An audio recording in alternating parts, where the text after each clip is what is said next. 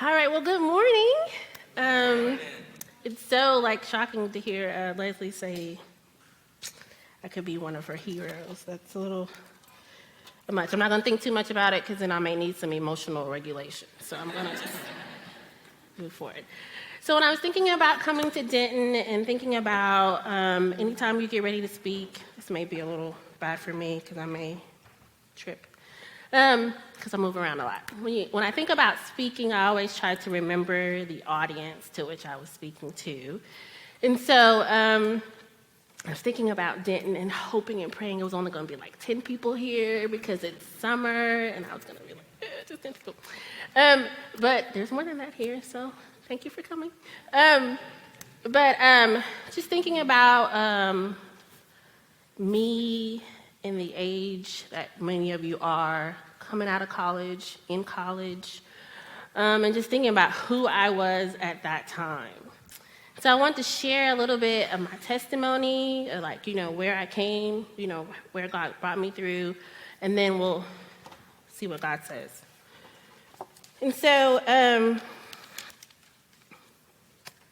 I grew up Christian. I grew up in a Christian home. When I say Christian, I mean we went to church. So we went to church on Sunday. I sang in the choir for most of my teen years, VBS in the summer. I, at one point, was a debutante for Christ.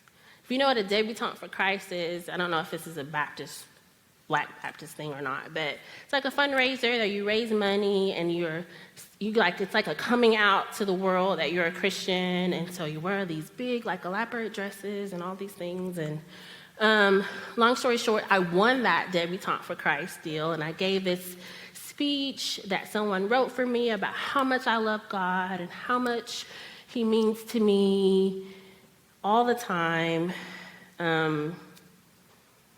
I didn't have a relationship with Christ. I was raised by my grandparents. My mom was a single mother, and my dad still is a cocaine addict to this day. So he's been in and out of my life the majority of my life. And I didn't live with my mom full-time until I was a freshman in high school. So I drifted in and out from house to house for the majority of my life. And so church was at church and home was at home. My grandparents that I lived with were unmarried. My grandfather was a preacher. He preached at different churches, and then he actually got his own church, and then my grandparents got married.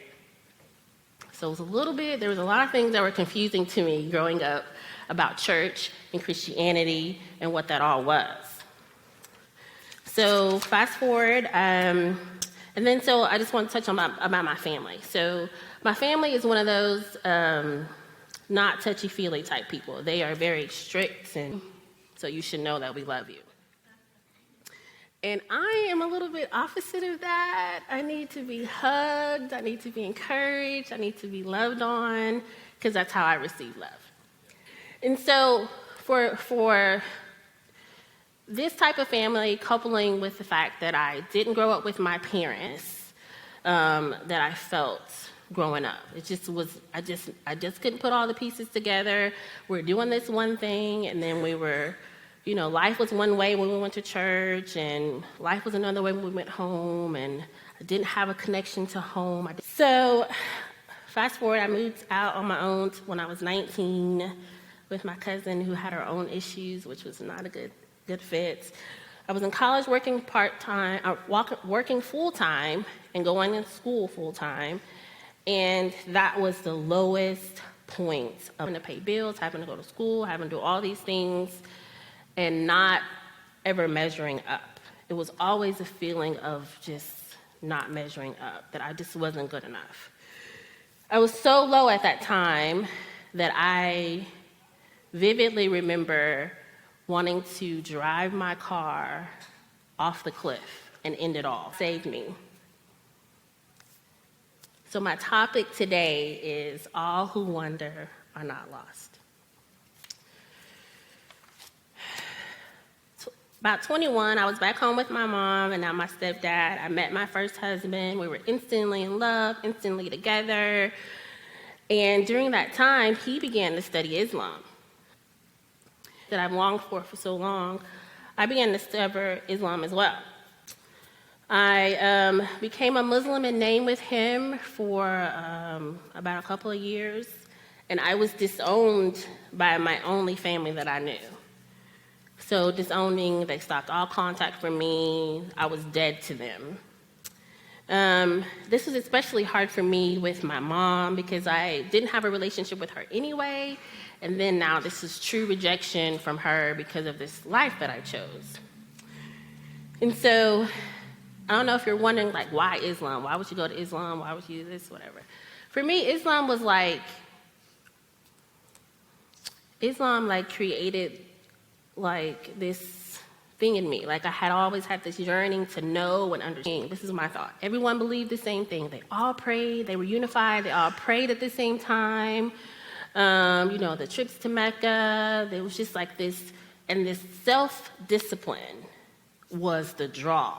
I've always been someone who's just kind of like, I do it sometimes, but sometimes I don't. But this was like this draw for me. And I also wanted to be loved by my husband at the time. So, Islam was a deal. We did it in name for a while. But when I got into Islam, I found out that everyone was not unified. And that there's different sects of Islam, just like there's different sects and divisions of Christianity. And when I went to the mosque for the first time, I was not treated very well. And so it was just, after all of the biggest reason why there was like this disconnect between Islam and myself was because the love of God was missing. Islam does not teach about the love of God. It's all about practice and what you do, and like many of the other religions, it's all about works. And so, it's about works and obedience. So fast forward again to 30. My cousin, I had just turned 30, and he was 3 weeks older than me, and he was killed by a gang initiation. And it was this big trauma that happened in my life. And him dying, and me trying to figure out marriage, and if I wanted to end my marriage.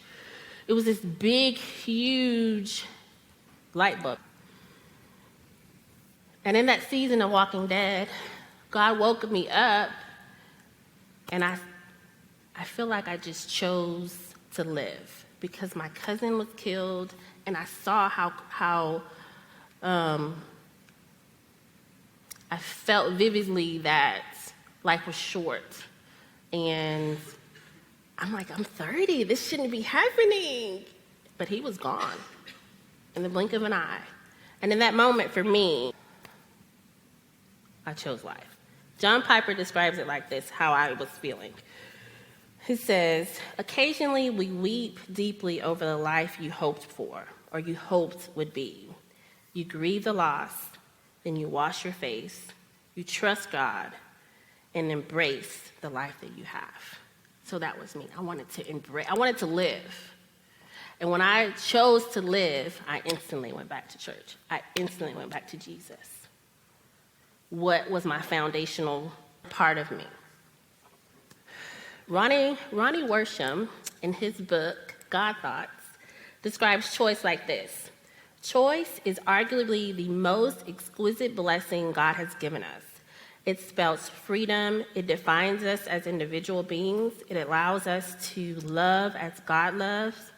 Choice grants to each of us incredible power, but with it comes responsibilities and rewards, temporal and eternal, as well as the good book, as my grandmother would call it, says in Deuteronomy 30:19, today I'm giving you a choice of two ways, and I ask heaven and earth to be witnesses of your choices. You can choose life or death. The first choice will bring a blessing. The other choice will bring a curse. So choose life, then you and your children will live. When I think about you and your children will live, I always get Islam. She never knew it was a part of my life. All she knows is Christ. And my 7-year-old absolutely knows no different than the love that she sees in me now in my relationship with Christ. So because of that choice, my children will live. Sweet blessing. So when we came to Northeast, Ronnie sought us out and discipled us, but most of all, I learned that I had to develop my own relationship with God. I heard it said once that God doesn't have grandkids. Like, your mom and dad have a relationship with God. You can't come under their umbrella and then you instantly have a relationship with him too. It is a one-on-one thing, seeking, answering the call of God in your life, one-on-one relationship with him. Two grandmothers that consistently prayed for me. They consistently prayed that I would come back to Christ. They consistently prayed that I would come back to the foundational truth that they tried to embed in me. They were consistently prayer warriors for me. And when I think about them, I know that they're the reason that I'm here today. And so when I think about those women, I think about the story of the parable of the persistent widow. And I wrote down, I think it's Luke. It says, "Then Jesus told his disciples a parable to show them that they should always pray and not give up. He said, in a certain town there was a judge who neither feared God nor cared what people thought. And there was a widow in that town who kept coming to him with the plea, 'Grant me justice against my adversary.' For some time he refused, but finally he said to himself, 'Even though I don't fear God or care what people think, yet because this widow keeps bothering me, I will see that will they keep putting them off. I will tell you, he will see that they get justice and quickly. However, the Son of Man comes, and he will find. However, when the Son of Man comes, will he find faith on earth?' All who wander are not lost." Because of that consistent prayer of my grandmothers, I'm emotionally regulated or not. Because when you're walking dead and you feel like everyone has given up on you and you feel like life can never be put back together again, when you feel the love of God in you, it's something that you can never forget. It's something that you can never lose sight of, never put back on the back burner. A little while after we had came to Northeast, I lost my job, and I was a breadwinner at the time, and I had a lot of pride in my job. I had a lot of, just pride. It was like my identity, I was making all this money, and I had all these titles and positions I had worked so hard for, and then just like that, it was gone. And so for me, it was like it was another death, I was sad. I was just crying to me, texting me throughout the week. She knew I was struggling, and coming to sit by me at church and just saying, "I love you." And just consistently being that love that I needed to receive at that time. She was a friend to me when I didn't even know that I needed a friend. She was just that consistent love that I needed to feel from God at that time. So, I don't know why I said that, but loved me well. But there's so many people in my life that I can see now that loved me well that way. That prayed consistently for me to come back to Christ, that would not let me go. I don't know if there's someone in your life that you feel like is wandering. Maybe it's you. Maybe you're sitting here at 18, 19, 20, 25, whatever your age is. But, I don't know if there is a God. I just want to encourage you to keep moving forward and to speak out about how you're feeling and to let people love you well in this season. Because I'm sure there are certain people, or there's plenty of people who will want to walk along that with you. And I remember in 2008 when Barack Obama was running for president, and that was a significant time in history because not only was he the first person of color that could be president of the United States, but the U.S. was in a recession, and it was like 8 million people had lost their jobs. It was all these things going on in the world, and people needed a hope, right? They needed a hope. And for me, I think that that's what we always need. We always need to be reminded of the hope. And the hope that we have as believers is in Jesus. That there is no other hope I know that consistently brings me back to myself, consistently brings me back to the truth of who I have been called to be than Jesus. In Isaiah, our guilt on him. He was treated badly, but he never protested.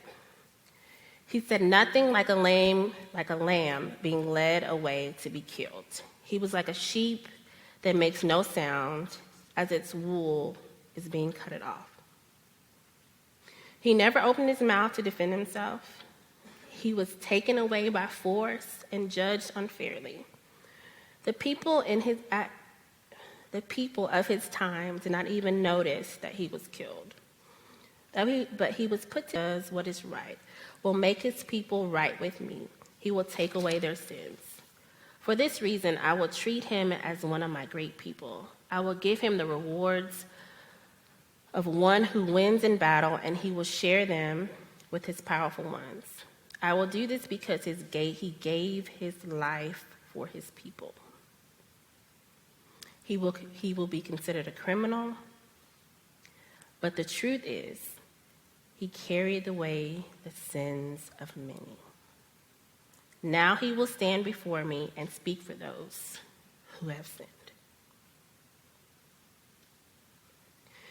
Jesus is the hope of God that was sent to us over 2,000 years ago. He is the hope of the parent that has a child that's in the season of wondering.